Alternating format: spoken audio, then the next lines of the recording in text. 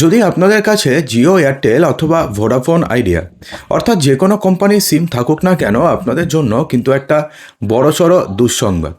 হ্যাঁ বন্ধুরা, আগামী 2 থেকে 3 মাসের মধ্যে ফের বাড়তে চলেছে মোবাইল রিচার্জের খরচ। আপনারা সবাই জানেন যে বিগত প্রায় 1 বছর আগে মোবাইল রিচার্জের খরচ প্রায় 20 থেকে 30% পর্যন্ত বেড়েছিল। তো সেক্ষেত্রে এই সমস্ত কোম্পানিগুলির যুক্তি ছিল যে তাদের যে পার সাবস্ক্রাইবার বা পার কাস্টমার যে ইনকাম রয়েছে সেটা ড্রাস্টিক্যালি কমে যাচ্ছে, এবং যেহেতু তাদের 5G টাওয়ার লাগাতে হচ্ছে, তারপরে 6G আসবে, 6G লাগাবে, তো সেই কারণে তাদের যে মানে যে পরিমাণ টাকা লাগছে তাদের কোম্পানি চালাতে, তো সেক্ষেত্রে সেটা অনেকটাই কম, এবং সেক্ষেত্রে তাদের দ্বারা সার্ভাইভ করাটা মুশকিল হয়ে যাচ্ছে। তো এই কারণে তারা আগেরবার বলেছিল যে তারা প্রত্যেকটি রিচার্জ প্ল্যানের দাম বাড়াবে, এবং তারা বাড়িয়েছিল। প্রত্যেকটি রিচার্জ প্ল্যানের দাম প্রায় 20% পর্যন্ত বাড়ানো হয়েছিল। তো সেক্ষেত্রে দেখুন, এয়ারটেল তো বাড়িয়েছে, ভোডাফোন আইডিয়া বাড়িয়েছে, ঠিক আছে, কারণ তো এয়ারটেল তো আগে এমন দিন ছিল যে ক্ষেত্রে 1 জিবির জন্য প্রায় 300 টাকা রিচার্জ করতে হতো। আপনি কি সেই রিচার্জ করেছেন? অবশ্যই কমেন্ট বক্সে জানাবেন। তো সেক্ষেত্রে তো আমরা জানি যে এয়ারটেল, ভোডাফোন আর আইডিয়া তো আগে আলাদা ছিল, তো তারাও কিন্তু এরকমই ছিল, 300 টাকাতে 1 জিবি হতো, আর 1 জিবি শেষ হয়ে যেত খুব তাড়াতাড়ি। তো সেক্ষেত্রে জিওর থেকে কিন্তু আমরা এরকম এক্সপেক্ট করিনি, তার কারণ জিও আমরা জানি যে যখন জিও মার্কেটে এসেছিলো তখন তারা পুরোপুরি ফ্রিতে এসেছিলো। প্রথম 1-2 বছর পুরোপুরি ফ্রি দিয়েছে, ডেটা, ইন্টারনেট সমস্ত কিছু ফ্রি দিয়েছে। তারা প্রমিসও করেছিল যে সব থেকে সস্তাতে আমরা ইন্টারনেট দেবো, কলিং দেবো।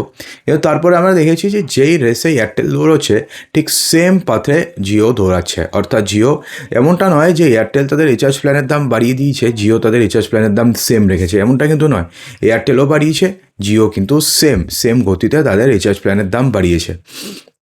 এবার আবার সেম কাজ হতে চলেছে আগামী 2 থেকে 3 মাসের মধ্যে। প্রত্যেকটি কোম্পানি তাদের রিচার্জ প্ল্যানের দাম বাড়াতে চলেছে, এবং খুব সম্ভবত আগামী জুন মাস থেকে এটা হওয়ার সম্ভাবনা প্রবল।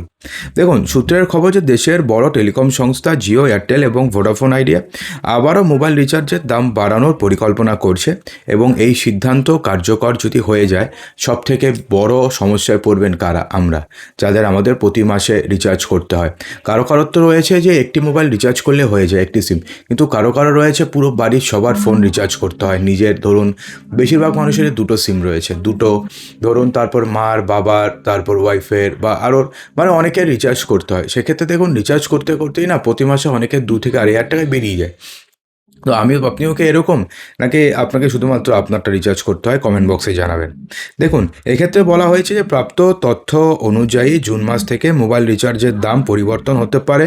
প্রিপেড এবং পোস্টপেড দু ধরনের প্ল্যানেই 16% থেকে 20% পর্যন্ত দাম বাড়তে পারে, এবং কিছু কিছু প্ল্যানের দাম বাড়তে পারে 30% পর্যন্ত। দেখুন, দাম যদি বেড়ে যায় সেক্ষেত্রে গ্রাহকদের পকেটে যে বড় টান পড়বে সে কথা কিন্তু বলাই যায়। এখন ধরুন, এই শতাংশ অনুযায়ী যদি আমরা হিসাব করি তাহলে কত টাকা বাড়বে? ধরুন, কোনো একটি রিচার্জ প্ল্যানের দাম বর্তমানে রয়েছে ধরুন 200 টাকা। তো সেক্ষেত্রে সেই রিচার্জ প্ল্যানের দাম কত হতে পারে? দেখুন, সেই রিচার্জ প্ল্যানের দাম 240 টাকা থেকে 250 টাকা পর্যন্ত হতে পারে। অর্থাৎ 200 টাকার কোনো রিচার্জ প্ল্যান দিয়ে আপনি যদি রিচার্জ করে থাকতেন আগে, তাহলে সেই রিচার্জ প্ল্যানের দাম এখন জুন মাসের পরে সেটা হয়ে যাবে 250 টাকা। সেক্ষেত্রে যদি এরকম হয় যে 1000 টাকা দিয়ে আপনি রিচার্জ করেন 3 মাসের, তো সেক্ষেত্রে প্রায় 240 থেকে 300 টাকার মতন দাম বাড়বে, প্রায় ওটার দামই হয়ে যাবে 1300 টাকা। ঠিক আছে? তো অর্থাৎ একই প্ল্যানের জন্য আগে থেকে এখন প্রায় 100 থেকে 150, এবং কিছু কিছু ক্ষেত্রে 300 টাকা পর্যন্ত বেশি আপনাকে খরচা করতে হবে। দেখুন, এর আগে 2019 সালে রিচার্জের দাম প্রায় 30% বেড়েছিল। তারপরে 2021 সালে বেড়েছে, 2021 সালে বেড়েছে 20%, 2024 সালে বেড়েছে, সেই সময় বেড়েছে 15%। এবার আবার 2024-এর পরে 2026 সালে বাড়তে চলেছে। যেহেতু এই কোম্পানিগুলো বলে দিয়েছে না যে তারা তাদের রিচার্জ প্ল্যানের দাম বাড়াবে, তো সেহেতু তারা জুন মাস না হোক, জুলাই মাসে হোক, বাড়াবেই। কিন্তু আমাদের একটা মানে একটা আশার কেন্দ্র রয়েছে, সেটা হচ্ছে বিএসএনএল। কারণ বিএসএনএল তাদের রিচার্জ প্ল্যানের দাম খুব একটা বাড়ায় না, আর বাড়ালে খুব মিনিমাল বাড়ায়, এবং দাম অনেকটাই কম। কিন্তু কী রয়েছে না, বিএসএনএল নেটওয়ার্ক এতটাই খারাপ যে 4G আসা সত্ত্বেও তাদের নেটওয়ার্ক খুবই খারাপ। কিছু কিছু সময় তো দেখা যায় 2-3 দিন বিএসএনএল নেটওয়ার্ক থাকে না। এছাড়া বিএসএনএলের ডেটা স্পিড তো একদম খারাপ। তো যদি ভালো থাকতো তো সেক্ষেত্রে আমরা কিন্তু নির্দ্বিধায় আমরা বিএসএনএলে পোর্ট করে নিতে পারতাম, অথবা সেকেন্ড সিমটা আমরা বিএসএনএল ইউজ করতে পারতাম অ্যাটলিস্ট। কিন্তু সেটা তো খারাপ। আপনারা যেখানে থাকেন সেখানে কি বিএসএনএল নেটওয়ার্ক ভালো না খারাপ? কমেন্ট বক্সে জানাবেন। দেখুন, এখন না কি হয়েছে, দেখুন এত কিছু দাম যে বাড়লো, তারপরে কি হয়েছে, কেন্দ্র সরকার বা টেলিকম ট্রাই বলেছিল বিভিন্ন কোম্পানিগুলোকে, ঠিক আছে তোমরা একটা কাজ করো, তোমরা 30 দিনের একটা রিচার্জ প্ল্যান আনো। তো সেক্ষেত্রে কারণটা তারা 28 দিনের মাস হয়, তারা একটা বছরকে 13 মাস করে দিয়েছে। তো 28 দিনের মাস হয়, 28 দিনের মাস হওয়ার জন্য 30 দিন, দুদিন প্রত্যেক মাসে দুদিন করে কম পাওয়া যায়।